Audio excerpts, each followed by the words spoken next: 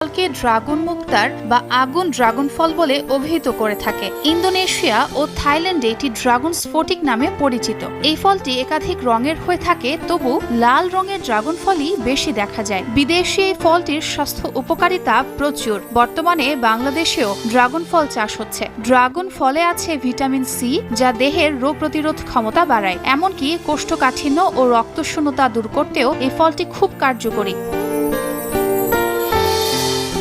Dragon ফলে আছে প্রচুর পরিমাণে অ্যান্টিঅক্সিডেন্ট, যা দেহের কোষের ক্ষতি থেকে হওয়া রোগের বিরুদ্ধে লড়াই করে। এক গবেষণায় দেখা গেছে উচ্চমাত্রার অ্যান্টিঅক্সিডেন্ট সমৃদ্ধ খাবার হৃদরোগ, ক্যান্সার, ডায়াবেটিস, এমনকি আর্থ্রাইটিসের মতো রোগ প্রতিরোধ করতে সহায়ক। ফলটিতে আছে প্রচুর পরিমাণে ফাইবার এবং এটি পিচ্ছিল জাতীয় হওয়ায় দ্রুত হজমও হয়। ড্রাগন ফলের মধ্যে প্রিবায়োটিক থাকার কারণে দেহের পচনতন্ত্র ভালো রাখতে সাহায্য করে ও ডায়রিয়ার সংক্রমণের